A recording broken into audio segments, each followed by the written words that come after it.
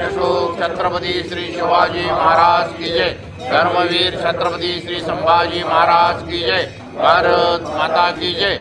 आपला देश, आपला देव, आपला धर्म, आपले पूर्वज आणि आपल्या मातृभूमीचे पांग फेडण्याचं काम करण्यासाठी आपला जन्म आहे अशी जाणीव उत्पन्न व्हावी म्हणून आम्ही शिवछत्रपती संभाजी महाराजांच्या संबंधातून काम करतो। लोकांना काय वाटतं आणि लोकांना काय अपेक्षित आहे याच्यापेक्षा देशाला काय अपेक्षित आहे, धर्माला काय अपेक्षित आहे।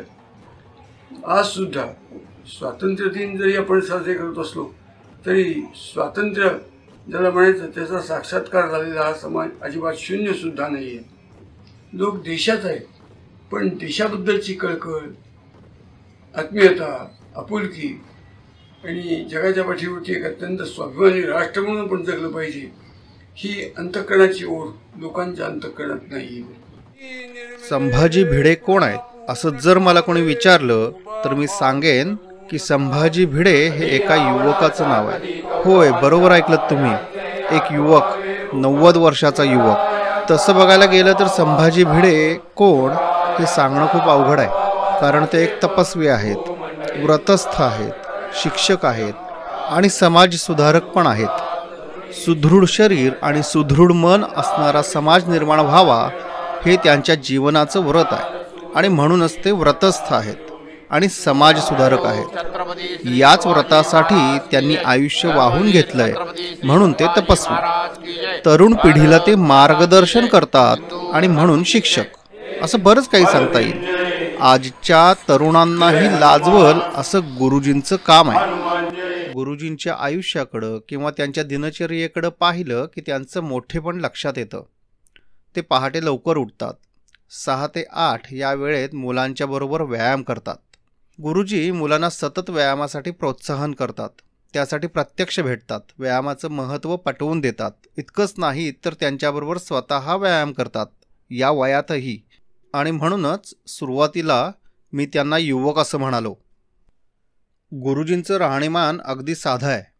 अंगावर एक आणि दोरीवर एक असा सदरा, धोतर आणि टोपी, राहायला 10 बाय 12ची खोली, छत्रपती शिवाजी महाराज आणि छत्रपती संभाजी महाराजांचा फोटो आणि काही पुस्तकं हीच त्यांची स्थावर मालमत्ता। गुरुजी जवळचा प्रवास स्वतःच्या सायकलनं आणि लांबचा प्रवास एसटीच्या बसनं करतात। त्यामुळं रस्त्यावर तुमच्या समोरून जाणारी व्यक्ती किंवा बसमध्ये तुमच्या बाजूला बसलेली व्यक्ती ही गुरुजी असू शकतात आणि तुमचं त्याच्याकडे दुर्लक्षही होऊ शकतं। मी दुर्लक्ष एवढ्याचसाठी म्हणतोय कारण आपण काहीतरी वेगळे आहोत, आपण नेते आहोत, आपण वेगळं दिसावं किंवा आपलं वागणं किंवा राहणीमान लोकांना आकर्षित करण्यासाठी असावं असं गुरुजींनाच मुळात वाटत नाही, नव्हे तशी त्यांची अपेक्षाच नसते। गुरुजींकडं मोबाईल नाही आहे। आत्ता त्यांच्या खोलीमध्ये BSNLचा लँडलाईन फोन आला आहे। इतकी वर्ष ते पत्राच्या माध्यमातून कार्यकर्त्यांशी संपर्क साधायचे आणि सध्या वेळ मिळेल तेव्हा ते फोन करून कार्यकर्त्यांशी संपर्क करतात। गुरुजींना कित्येक कार्यकर्त्यांचे फोन नंबर तोंडपाठ आहेत। वैयक्तिक संपर्क साधून ते मार्गदर्शन करत असतात आणि जास्तीत जास्त युवकांमध्ये जनजागृती करावी यासाठी कार्यकर्त्यांना प्रोत्साहित करतात। छत्रपती शिवाजी महाराज आणि छत्रपती संभाजी महाराज यांचा विचार लोकांमध्ये रुजावा, त्यांच्या जीवनाचं उद्दिष्ट लोकांनी आत्मसात करावं हेच ते आपल्या भाषणातून सांगतात। आणि ते जीवनात आत्मसात करायचं असलं तर सुदृढ शरीर आणि सुदृढ मन असण्याची गरज आहे। त्यासाठी मुलांनी व्यायाम करायला पाहिजे यासाठी ते प्रयत्न करतात। लहानात लहान मुलाशी ते आदरानं बोलतात आणि एखाद्या दिवशी उपस्थित नसल्यास फोनवरून तब्येतीची चौकशी करतात, आणखीन काय अडचण आहे का याचीही विचारपूस करतात।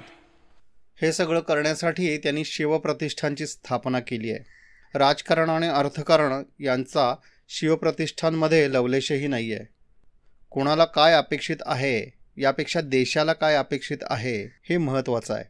सगळ्यांच्याच मनाचा ठाव घेऊन कोणतीही गोष्ट होणं शक्य नाही। आपल्या लोकांमध्ये राष्ट्रीयत्वाची भावना थोडी कमीच आहे। चूक काय, बरोबर काय, आपला कोण, परका कोण हे लोकांना समजलं पाहिजे अशी त्यांची अपेक्षा आहे। तुमच्या कामाचं एकमेव उद्दिष्ट असं आहे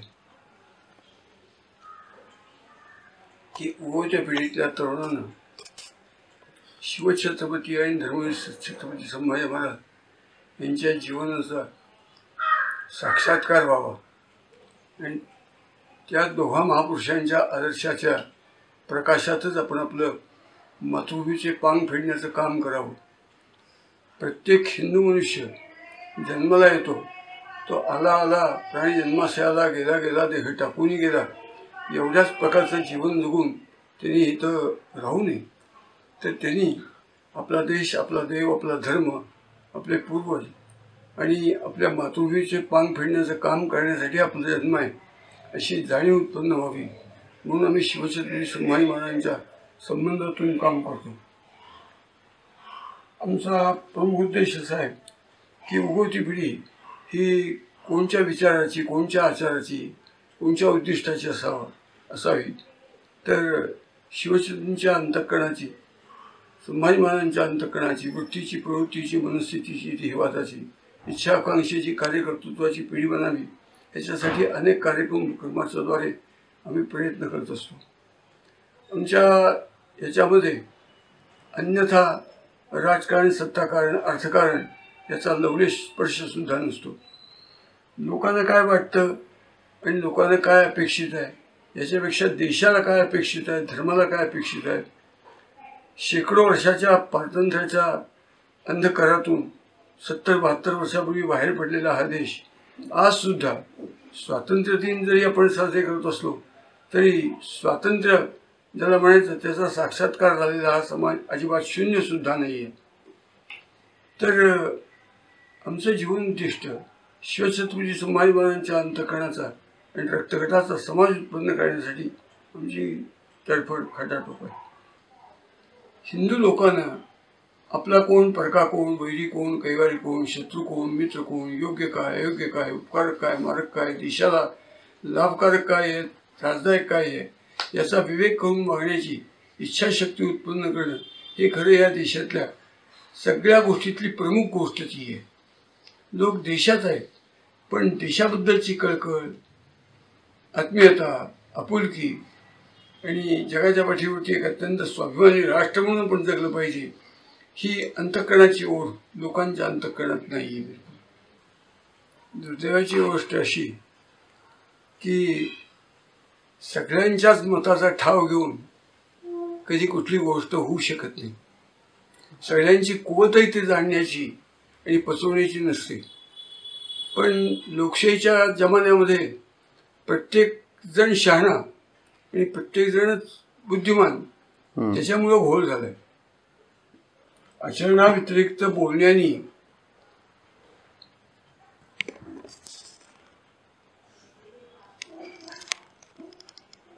जगण्याची कार्यशैली जास्त वाढायला लागली. प्रत्यक्ष आचारापेक्षा बोलणं, दिखाऊपणा सध्याचं राजकारण आणि समाजकारण कुठं चाललंय ते काय त्याच्यावर बोलण्याची माझी इच्छा नाही. ते कुठलं राजकारण नाही, राजकारणाचा लवलेश नाही, कुठलंही काही नाही. म्हणून गुरूंच्या जे पाठिंबे लागतात ते याचं एकच मेन की गुरुजी फक्त निस्वार्थी बुद्धीनं प्रत्येक कार्यकर्ता, प्रत्येक तरुण वर्ग, 80 वर्षाचं सुद्धा तरुण असं गुरुजींचं ध्येय आहे. 80 वर्षाचा शेलार मामा जर लढत असेल तर 80 वर्षाचं आता माझं 73-74 रनिंग असून सुद्धा मी अजून त्या मोहिमेमध्ये असतो, मुलांच्या बरोबर असतो. गुरुजींचं किती? गुरुजींचं 87-88 वर्ष वय आहे. अजून सकाळी त्या गुरुजी ह्याच्यावर व्यायामला जातात. आमच्या विष्णू घाटावर 550 कार्यकर्ते दररोज व्यायामला असतात. जवळजवळ 200-250 जोर म्हणजे सूर्यनमस्कार आणि बैठकी अजूनही गुरुजी मारतात. मनानं, नेत्रानं, शरीरानं याच्या पलीकडे गेलेले आहेत. त्यामुळं ह्या व्यायामामुळं आणि एक दिवस जेवलो नाही तर मी भूक लागल्या मला जेवायचं आहे असं कधी त्यांच्या तोंडात येत नाही. का ते एक तांब्यावर पाणी प्यायचं आणि झोपायचं आणि रात्री 2-2 वाजेपर्यंत लिखाण करायचं, लिहायचं. म्हणजे पत्र असतील, आता पत्र बंद झालेत मोबाईल आल्यामुळं, नाहीतर पूर्वी पत्र लिहून प्रत्येक कार्यकर्त्याला प्रत्येक महिन्याच्या 19 तारखेला शिरोळा बैठक असते गुरुजी. आणि गुरुजींच्याकडे सगळ्या कार्यकर्त्यांचे नंबर तोंडपाठ आहेत. 2 ते 2.5-3 हजार कार्यकर्त्यांचे नंबर तोंडपाठ आहेत गुरुजींना. कुठलंही कसलंही वाहन त्यांच्याजवळ नाही, मोबाईल नाही, म्हणजे त्याला भ्रमणध्वनी म्हणतो. तो मोबाईल नाही, काही नाही वापरत. फक्त आता लँडलाईन तेवढी खोलीमध्ये असते. ते हजर असले तर तिथं आपल्याला मिळतात, नाही तर मिळत नाही. गुरुजींना असं मानतं त्याचं कारण काय की कुठलीही अभिलाषा नाही त्या ठिकाणी. आणि त्या अशा माणसाच्या सान्निध्यामध्ये आम्ही आलो म्हणजे आमचं भाग्य स्वतःच समजतोय की या माणसाच्या सान्निध्यामध्ये जसं सत्पुरुष असतात, योगी असतात, त्या योग्यांच्या पुढचे योगी आहेत गुरुजी. गेली कित्येक शतकं हिंदुस्थानवर मुसलमानांनी राज्य केलं. त्यांनी दडपशाही करून हिंदूंना धर्मांतरण करायला भाग पाडलं. त्यानंतर 150 वर्ष इंग्रजांनी राज्य केलं. त्यांनी इथं ख्रिश्चन धर्माचा प्रचार आणि प्रसार केला. तो करत असताना त्यांच्या लक्षात आलं की हिंदू संस्कृती आणि संस्कार खूप घट्ट आहेत. त्यामध्ये बदल झाल्याशिवाय हा समाज बिघडू शकणार नाही. म्हणून त्यांनी इथल्या शिक्षण पद्धतीत बदल केला. इतिहास तोडून मोडून शिकवण्यास सुरुवात केली. स्वातंत्र्यानंतरही भारतीय राज्यकर्त्यांनी त्याच प्रकारच्या शिक्षणाचा पुरस्कार केला. चुकीचा इतिहास आणि धर्मनिरपेक्षतेची बीजं इथल्या पिढ्यांमध्ये पेरण्यात आली. हिंदूंनी धर्मनिरपेक्ष असायलाच पाहिजे आणि मुस्लिम आणि ख्रिश्चन धर्मांनी कट्टरतावादी असायला हरकत नाही असा अलिखित नियमच झालाय सध्या. त्यामुळं पुरोगामित्वाच्या नावावर कुणीही उठावं आणि हिंदू देवदेवतांची, परंपरेची, चालीरीतींची विटंबना करावी असं इथं सर्रास चालू आहे. हे कुठंतरी थांबवायचं असेल तर छत्रपती शिवाजी महाराज आणि छत्रपती संभाजी महाराजांच्या विचारांची आणि आचाराची पिढी तयार व्हायला हवी. त्यासाठी त्यांच्या कर्मभूमीतील सगळ्यात महत्त्वाचे गड आणि किल्ले यांचे संवर्धन व्हायला पाहिजे. तरुणांनी तिथे प्रत्यक्ष जाऊन पाहावं आणि प्रेरणा घ्यावी. शिवाजी महाराज हेच दैवत मानून, त्यांचे पुतळे हेच मूर्ती मानून त्याची दररोज पूजा व्हावी.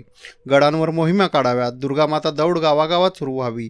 स्वराज्य निर्मितीत सहभागी प्रत्येक मावळ्याची गावागावात पूजा व्हावी आणि या सगळ्यांच्या संरक्षणासाठी, पहारा देण्यासाठी जास्तीत जास्त धारकरी तयार व्हावेत. त्यातूनच निरोगी आणि निर्व्यसनी पिढी निर्माण होऊ शकते. हाच भिडे गुरुजींचा म्हणजे शिवप्रतिष्ठानचा प्रयत्न आहे. शिवाजी महाराज न होतं तो सुन्नत होती सबकी म्हणून त्यावेळेला कवी कलशानं जरी म्हटलं असलं तरी सुद्धा पंढरपूरचा विठोबा शिवाजी महाराजांच्यामुळे वाचला. तुळजापूरची भवानी शिवाजी महाराजांच्यामुळे वाचली. एवढं मोठं कार्य करणारा माणूस आणि हे देशासाठी आणि धर्मासाठी आपलं आयुष्य 50 वर्षाचे आयुष्य कसं जगावं हे शिवाजी महाराजांनी सांगितलं. सिंहासनावर बसल्यानंतर 9 वर्षाच्या कालावधीमध्ये संभाजी महाराजांनी कसं मरायचं हे आपल्या शेवटचा स्वाट सोडेपर्यंत त्यांनी जे शिकवलं तोच आदर्श जर डोळ्यापुढे राहिला तर आपल्याला निश्चितपणे या देशाचं कायापालट झाल्याशिवाय राहणार नाही.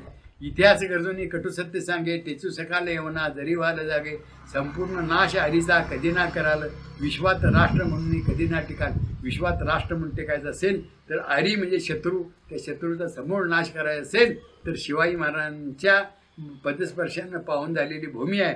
त्या भूमीमध्ये आपण जाऊन येऊन आणि या मोहिमेच्या माध्यमातून आल्यानंतर शिवचरित्र वाचल्यानंतर माणूस घडू शकतोय, जगू शकतोय, तरू शकतोय. अन्यथा कशाही ह्यानं टिकू शकत नाही.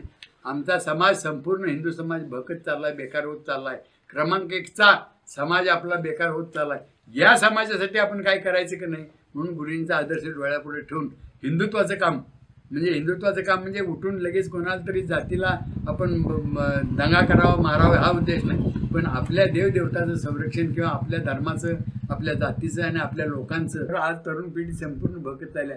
या तरुण पिढीला मार्गस्थ लावणं, चांगलं काम करणं याच्यासारखं चांगलं काम कुठलं नाही असेल. त्यांनी तेच केलं. लोकमान्य टिळकांनी तेच केलं. समर्थाने तेच केलं. एकट्या भीमानं त्या महायुद्धामध्ये 1000 हत्ती मारले आणि 1,00,000 सैन्य मारलं गदेनं. म्हणजे एवढी ताकद त्यांच्याकडे कुठून आली तर या फक्त प्रेरणेतून आली. आणि ही प्रेरणा, तीच प्रेरणा शिवाजी महाराजांच्या जिजामातेने घेतली आणि शिवाजी महाराज घडवले. एवढं महाराजांच्यामध्ये शक्ती सामर्थ्य होतं. तेच शक्ती सामर्थ्य महाराजांनी आपल्या आयुष्यामध्ये सर्वांना दिलं आणि ते देत असताना हिंदवी स्वराज्य निर्माण केलं.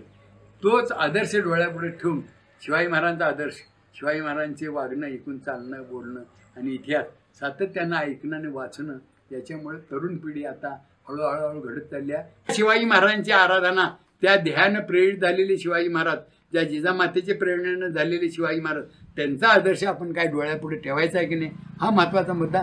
ते पटवून सांगायचं काम गुरुजी करतात. तरुणांना सांगतात की व्यायाम करा, काय चांगलं वागा, चांगलं बोला, चांगलं शिका. त्यानंतर या मोहिमेमध्ये आपण काय करतो, जे महाराजांचं गडकोट जे आहेत त्या गडकोटामध्ये जाऊन तिथली माती कपाळाला लावा आणि ती महाराजांची विश्वविद्यालय आहेत त्या विद्यालयाची माती जर कपाळाला लावला तर निश्चितपणे या देशाचं भवितव्य बदलल्याशिवाय राहणार नाही. आणि ते बदलायचं असेल तर छत्रपती शिवाजी महाराजांशिवाय कुठलंही दैवत कुठलंही काही करणार नाही. खडापारा 12 तास खडापारा करायचं, मग 500 कार्यकर्त्यांचा खडापारा असेल. म्हणजे हा कशासाठी की ज्या त्या गावामध्ये जर अशा पद्धतीनं खडापाराची योजना मुलं तयार झाली तर तेवढी मुलं निर्व्यसनी होतील, चांगली होतील. देशकार्याला या ठिकाणी चांगला मार्ग आपल्याला भेटेल आणि प्रत्येक गावोगाव त्याचा एक अनुसरण म्हणून प्रत्येक गावोगाव नित्यनियमानं शिवाजी महाराजांच्या मूर्तीची दररोज पूजा चालू आहे. का तर दररोज 8-10 कार्यकर्ते त्या पूजेच्या निमित्तानं एकत्रित आल्यानंतर मनानं, मनगटानं, मस्तिष्क मजबूत व्हायच्या दृष्टिकोनातून त्यांची मनं जर चांगली झाली, शुद्ध सात्विक झाली, तर उद्याच्या कार्याला आपल्याला फार मोठा उपयोग होतोय. हा त्याच्या पाठीमागचा गुरूंचा उद्देश. दुर्गामाता दौडीसारखा कार्यक्रम तो कुणीही महाराष्ट्रात करत नाही, पण शिवप्रतिष्ठानच करते. पहाटे 5ला उठणं, आंघोळ करणं, डोक्याला टोपी घालणं, अष्टगंध लावणे आणि त्या ठिकाणी दुर्गामाता दौडीचा शुभारंभ, एक ध्वज एक कार्यक्रम, शिवाजी महाराजांच्या मूर्तीपर्यंत जाऊन त्या ठिकाणी महाराजांच्या मूर्तीची पूजा करून गावातली जी दैवत आहेत त्या दैवतापासून जात असताना निर्नाळी घेतं. असार केवळ जीवित माया रडगाने हे गाऊ नका, घेई झोपा तोनर मेला, संशयाचा धरू नका, उठा उठा रे उठा चला, अशी मेंढरे बनू नका, अशी गीतं सांगत त्या गीतातून स्फूर्ती आणि प्रेरणा निर्माण होते. जवळजवळ 13 जानेवारी 91 पासून आज तागायत रायगडवर नित्यनियमानं पूजा चालू आहे. तुम्ही 2 कार्यकर्ते आज गेलात की 2 दिवस तुम्ही पूजा अर्चा करायची. पहिल्या प्रथम जगदीश्वराची पूजा, त्यानंतर शिवाजी महाराजांच्या समाधीची पूजा, शिवाय होळी माळावरचा शिवाजी महाराजांचा मूर्तीची पूजा, आणि आज चिरकाई मंदिर म्हणून आहे, चिरकाई मंदिराची पूजन करायचं. आणि त्या ठिकाणी आपले जे सिंहासन आहे त्या सिंहासनाची पूजा करून वही पेन आपल्याबरोबर घ्यायचा. रायगड पाहायला येणाऱ्या जे लोक आहेत त्या लोकांच्याकडे भेटून, बाबा तुम्ही कुठल्या गावचे आलात, काय आलात, कुठल्या उद्देशानं आला, रायगडमध्ये आल्यानंतर तुम्हाला काय वाटतंय, काय तुम्ही चालत आला का रोपवेन आला, ह्या सगळ्या विचारून त्या लोकांना आपल्या म्हणजे मोहिमेबद्दल आणि आपल्या शिवप्रतिष्ठानच्या कामाबद्दल सगळी माहिती सांगायची. मुलांच्यामध्ये एकीकरण, मुलांच्यामध्ये भावना, सद्भावना जी म्हणतोय ते आपोआप सगळी जागृत व्हायला. आणि सगळ्यात महत्त्वाचा मुद्दा म्हणजे या मोहिमेच्या माध्यमातून पूर्ण व्यसनमुक्त, कुठलंही कसलंही व्यसन करायने हा आपला दंडक आहे. तर तिथं जर एखादा कोण आला असला तर सुद्धा त्याला आम्ही ते तोंडात मावा असला तर सुद्धा काढून टाकून ते फेकून देतो आणि परत करू नको. स्वराज्याची शपथ शिवाजी महाराजांनी त्या रायरेश्वरावर घेतली. तर तू इथं कुठल्या गडावर जातो त्या गडावर जाऊन तू त्या ठिकाणी शपथ घे की आजपासून आपण काय बेडी सिगरेट ओढणार नाही. गुरुजींना एका वारकरी संप्रदायाने खास पंढरपूरला निमंत्रण देऊन व्याख्यानला बोलवलं आणि गुरुजी निव्वळ तुकाराम महाराजांच्यावर 1 तास 1.5 तास बोलल्यानंतर सगळी गेली, अक्कलकोंग होऊन गेली. म्हणजे 2,500-3,000 हजार मुखोद्गत आहेत श्लोक गुरुजींना, आणि ती सगळी भारावून गेली. त्या दिवसापासून ते वारकरी संप्रदाय म्हणतो की धारकरी आमचे आहेत, आम्ही जसं वारकरी आहेत तसे धारकरी आहेत म्हटले. वर्षाला 1 वेळेला महाराजांचं जीवनाचं चरित्र वाचायचं. का तर दुसरं काहीतरी वाचण्यापेक्षा, बघण्यापेक्षा, TV बघण्यापेक्षा, TV म्हणजे ताबडतोब वाटोळं. महाराष्ट्रामध्ये तुम्ही आम्ही जन्माला आलो, आपण भाग्यवान म्हणून आपण जन्माला आलो अशी माझी स्वतःची धारणा आहे. आणि आम्ही स्वतः असं म्हणतोय की आम्ही गुरूंच्या सान्निध्यामध्ये गेलो, आमचं भाग्य म्हणूनच गुरूंच्या सान्निध्यामध्ये गेलो. संपूर्ण ब्रह्मचर्य जीवन जगणारे संभाजी भिडे. छत्रपती शिवाजी महाराज आणि छत्रपती संभाजी महाराजांच्या विचारांचा ध्यास घेऊन जगणारे संभाजी भिडे. इतक्या प्रदीर्घ सामाजिक आयुष्यात कोणत्याही प्रकारची संपत्ती न जमावणारे संभाजी भिडे. अनवाणी चालणारे, साधे धोतर सदरा टोपी परिधान करणारे, शक्य तिथपर्यंत एसटीने प्रवास करणारे संभाजी भिडे. 90व्या वर्षातही काम करणारे, तरुणांच्या खांद्याला खांद्या लावून व्यायाम करणारे, गावागावात जाऊन शिवाजी महाराज, संभाजी महाराजांवर व्याख्याने देणारे, सामान्य कार्यकर्त्यांशी सामान्यपणे भेटणारे संभाजी भिडे. मोहिमेत सर्वांच्या पुढे अनवाणी चालणारे संभाजी भिडे आणि या सगळ्यांसाठी कधीही मानधन न घेणारे संभाजी भिडे यांच्याविषयी राजकीय वक्तव्य करणं चुकीचं ठरेल. ते राजकारणी नाहीत तर ते व्रतस्थ आहेत आणि त्यामुळे त्यांना कोणत्याही प्रकारात गवणं, त्यांच्या वक्तव्याचा चुकीचा अर्थ काढून त्यांच्याविषयी अपप्रचार करणं, त्यांच्या आडनावावरून त्यांची जात काढणं, त्यांचं नाव योग्य की अयोग्य, ते प्राध्यापक होते की नाही, या सगळ्या चर्चा चुकीच्या ठरतात. गुरुजी म्हणजे आमचा देव आहे, गुरुजी म्हणजे आमचे परमेश्वर आहेत. मर्द आम्ही हिंदू करे दुश्मनांना भरे कापरे देश रक्षावया, धर्म तारावया कोण झंझात मागेवरी, ही गीतं गुरुजींनी सांगायची. राष्ट्रभक्ती धारा भाग 1, 2, 3, 4 त्यांनी जी पुस्तक गीताची लिहिली आणि त्याच्यामध्ये श्लोक लिहिलेत, ते श्लोक सगळे मुलांना सांगणं, त्यामुळे मुलं इतकी भारावून गेलीत की कल्पनेच्या पलीकडे. आता हा श्लोक तुम्हाला कुठेही ऐकायला मिळणार नाही. निष्ठाभंगवरी ठेवणी मार्ग चाला, आव्हान देऊन उठा नित्य संकटाला, आशिष देईन तुम्हा तुळजा भावाने, जिंका आदे दिला शिवभूपतीने, कशासाठी आणि जगावे कसे मी विचारा स्वतःला, असा प्रश्न नेहमी जगू पांग फेडावया मायेभूचे, आम्ही मार्ग चालू जिजाऊ स्वतःचा. हा श्लोक तुम्हाला कुठेही ऐकायला मिळणार नाही. तो गुरुजीने आपल्या प्रत्येक कार्यकर्त्यांच्याकडे असे 40 श्लोक, मराठा म्हणावे अशा वागराला ते 40 श्लोक, असे श्लोक तयार केल्यामुळे मुलं इतकी भारावून गेल्यात की गुरूंच्या मध्ये जे एक सात्विक भाव आहे गुरूंच्यामध्ये एक शक्ती सामर्थ्य आहे. ते असं आहे शक्ती सामर्थ्य की त्याच्यामुळं गुरुजी हे सगळ्यांच्या मध्ये एकरूप झाले आणि गुरुंची जी ब्रह्मचर्याची जी ताकद आहे, त्यामुळं व्यायामाची ताकद आहे, त्यामुळे गुरूंच्याबद्दल सगळ्यांचं प्रेम आहे, निष्ठा आहे, श्रद्धा आहे. महाराजांच्या जीवनावर बोलायला सांगा, तुकाराम गाथेतले 3,500 ओवी तोंडपाठ आहेत गुरुजींना. त्यांची वाणी जी आहे शुद्ध आहे, चारित्र्य संपन्न आहे आणि स्वतः जसं वागतात तसंच बोलतात ते.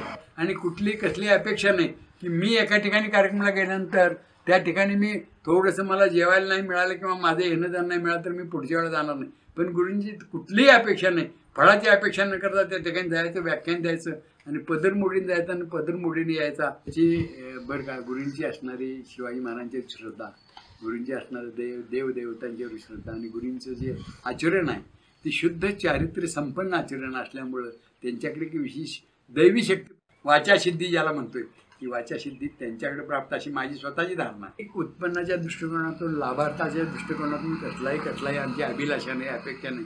देव धर्मासाठी ज्या अर्थी गुरुजीने एवढं काम केलं त्या गुरुजींच्या मनानं आम्ही काही करत नाही. इथं आमच्या इकडे एक महाराज आले होते, म्हणजे जगद्गुरू आले होते आमच्या इथं. म्हटलं जगद्गुरू आलेत त्यांचं दर्शन घ्या. मला म्हणाले, मी म्हटलं आमचा जगद्गुरू सांगलीत आहे म्हटलं. आमचा जगद्गुरू माझी एवढी गाढ श्रद्धा आहे त्या माणसात. माझा जगद्गुरू सांगलीत आहे आणि त्या जगद्गुरू दर्शन घेतलं की सगळ्यांचं दर्शन. तुमच्या जगद्गुरूला बसायला गाडी लागते, खायला फळावं लागतात आणि गाडीत बसल्यानंतर म्हटलं लांबनं तुम्ही दर्शन घ्यायचं आणि म्हटलं सगळं हे असते. म्हटलं आमच्या जगद्गुरूला म्हटलं पायात काय असत नाही, काय खायला लागत नाही, काय वाहन लागत नाही, सायकलनं तर सायकलनं येतात आणि बोलतात, करतात, जातात. त्यांच्यापेक्षा जगद्गुरू आमचे श्रेष्ठ आहेत. धर्मनिरपेक्षता आणि पुरोगामित्व जनतेच्या माथी मारून राजकारण करणाऱ्या सध्याच्या तथाकथित जाणत्या राजाने 17-18 वर्षापूर्वीच शिवप्रतिष्ठानला युवकांचा मिळणारा प्रतिसाद प्रत्यक्ष पाहिला आणि नावात साधर्म्य असणारी आणि जातीजातीत तेढ निर्माण करणारी संघटना स्थापन केली आणि तेव्हापासून भारतीय पुरोगामी राजकारण्यांनी भिडे गुरुजींची निर्वत्सना करायला सुरुवात केली. जेव्हा अफझल खान तुळजापूरचं मंदिर आणि पंढरपूरचं मंदिर उद्ध्वस्त करायला निघाला होता तेव्हा शिवाजी महाराजांमुळेच ही मंदिरं वाचली होती आणि आपण शिवाजी महाराजांचे पाईक आहोत म्हणून शिवप्रतिष्ठानचे धारकरी वारकऱ्यांबरोबर दिंडीत समाविष्ट होतात. त्याचाही वाद करण्यात आला. जवळजवळ 2-4 हजार कार्यकर्ते त्या ठिकाणी असतात आणि मोकळे एकही नसतोय, फेटा बांधून प्रत्यक्षात महाराज सहसैन्यासह त्या महाराज ज्ञानेश्वर माऊलींच्या पादुकेचं दर्शनला जात होते. तोच आदर्श डोळ्यापुढे ठेवून फक्त क्षेत्र हे असे की आपण धारकरी आहोत, शिवपाईक आहोत. त्याचा अर्थ थोडासा राजकीय मंडळींनी वेगळा केला, संत मंडळींनी वेगळा केला की धारकरी कशाला येतात, काय करतात. गुरुजींना एका वारकरी संप्रदायाने खास पंढरपूरला निमंत्रण देऊन व्याख्यानला बोलवलं आणि गुरुजी निव्वळ तुकाराम महाराजांच्यावर 1 तास 1.5 तास बोलल्यानंतर सगळी गेली, अक्कलकोंब होऊन गेली. म्हणजे 2,500-3,000 हजार मुखोद्गत आहेत श्लोक गुरुजींना आणि ती सगळी भारावून गेली. त्या दिवसापासून ते वारकरी संप्रदाय म्हणते की धारकरी आमचे आहेत, आम्ही जसं वारकरी आहेत तसे धारकरी आहेत म्हणते. मग आमचं प्रतिष्ठान वाढायला लागलं. जर उद्या हे वाढलं तर गुरुजी काय सांगेल ती ही मुलं ऐकतील आणि आम्हाला उद्या राजकीय हस्तक्षेप होईल. हा नको आहे म्हणून गुरुजींना अडकवायचा प्रयत्न त्या ठिकाणी केला पण त्यातनं काही निष्पन्न झालं नाही. तिथं उठवल्याने गुरुजीने तिथं दगड मारला, दंगा केला, संभाराव भिडे असा होता तसा होता म्हणून एका बाईला तयार केलं त्यांनी. आणि ती बाई नंतर ज्या वेळा तिच्या लक्षात आलं की गुरुजी काय आहे, मग तिने एका वेळा सांगितलं की गुरुजी मी कसला संभाराव भिडे बघितलाच नाही. म्हणजे असं राजकीय खेळी करून ह्या माणसाला कुठेतरी अडकवायचं आणि अडकवून मग ह्याला आपण ह्याचे सगळं खच्चीकरण करायचं. हा फार मोठा राजकीय लोकांचा फार मोठा उद्देश आहे. त्यावेळेला गुरुजी जयंत पाटलांच्या आईंचं त्या दिवशी 12वा होता, म्हणजे उत्तर कार्य होतं. त्या दिवशी उत्तर कार्याला गुरुजी होते आणि त्यांचा सुप्त हेतू होता की त्यांचे जे गुरु आहेत 12मध्ये शरद पवार, त्या शरद पवारांच्यामुळं त्यांनी ते बोलू शकले नाहीत आणि त्यांनी बोलायला पाहिजे होतं असं आमचं मत, पण ते बोलले नाहीत. म्हणजे त्यांच्यामध्ये त्यांना सदासदी अडकतात तर अडकू देत अशी भावना त्यांची होती. गाठ पडल्यानंतर गुरुजींना मात्र नमस्कार चमत्कार सगळं करतात. अनेक वनस्पतींमध्ये आणि फळांमध्ये औषधी गुणधर्म असतात हे आपण जाणतो. विशेष करून आंब्यामध्येही असे गुणधर्म आहेत. त्यावर संशोधनही झालं आहे. त्याविषयी गुरुजींनी माहिती दिली पण तिथंही अर्थाचा अनर्थ करण्यात आला. आंब्याच्या बद्दलचं जुनोमध्ये त्याच्याविषयी चर्चा झालेल्या आणि जागतिक पातळीवरच्या संशोधकांनी आंब्याबद्दल केलेलं संशोधन, त्याच्याजवळचे अद्ययावत कागदपत्र मला आलेत एका शास्त्रज्ञाकडे. खूप मोठा बुद्धिमान, विद्वान, चांगला. त्याला हे कळल्यानंतर तिने आपणहून मला ते कागदपत्र राहिलेत. तुम्ही बोलताय ते 100% सत्य आहे आणि ते सगळे जगातल्या विद्वान माणसांनी मान्य केलेलं आहे. स्वतःवरती विश्वास नाही आणि खोट्या गोष्टीवरती विश्वास हा हिंदूंचा स्वभाव आहे. एकीकडे आपण असं म्हणतोय की आपली 5000 वर्षाची संस्कृती आहे, आपल्या धर्माची एक नाळ अशी घट्ट आहे, आणि दुसरीकडे आपण असं म्हणतोय की आपल्याला स्वतःवरती विश्वास नाही आहे. मग ह्याचा मेळ कसा घालायचा? विश्वास नाही म्हणजे तसं वागणारी माणसं दिसत आहेत म्हणून म्हणतो. आपण शरीरानं आणि मनानं सुदृढ असावं असा गुरुजींचा नेहमीच हट्ट असतो, आणि त्यातूनच सुदृढ मनुष्यास कोरोना होऊ शकत नाही असं त्यांचं म्हणणं आहे. इतिहासातून प्रेरणा घेत असतानाच आधुनिक युद्ध पद्धतीची जाणीव त्यांना असल्याचं दिसून येतं.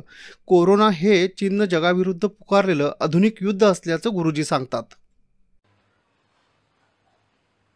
शस्त्रे हतास्तुरिपा न हता भवन्ति, बुद्धी हतास्तुरिपा सुहता भवन्ति. शस्त्रांनी माणसं मारता येतात, शत्रू नाहीसा करता येतो. तसं शत्रूला जिवंत ठेवून सुद्धा मनाने मारण्याचा फार मोठा कट म्हणजे हा कोरोनाचा डाव आहे. त्यात काही तथ्य नाही, अस्तित्वातच नाही आहे कोरोना नावाचा प्रकार. हे सगळं जागतिक षडयंत्र आणि बदमाशी.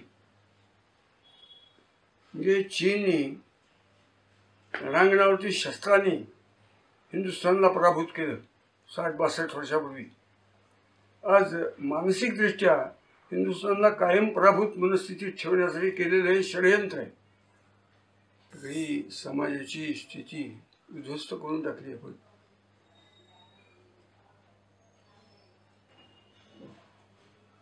असं काय जगात सगळेजण अमरपट्टे घेऊन आले जन्माला, मरणार नाही, कोरोनाने मरतात, सगळ्या साथीच्या रोगाने मरतात.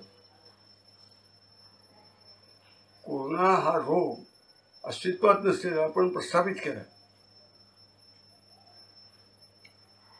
तर लास्के नावाचा कम्युनिझमबद्दल असं बोलला की to search a black cat in the dark room which is not in existence, it means communism.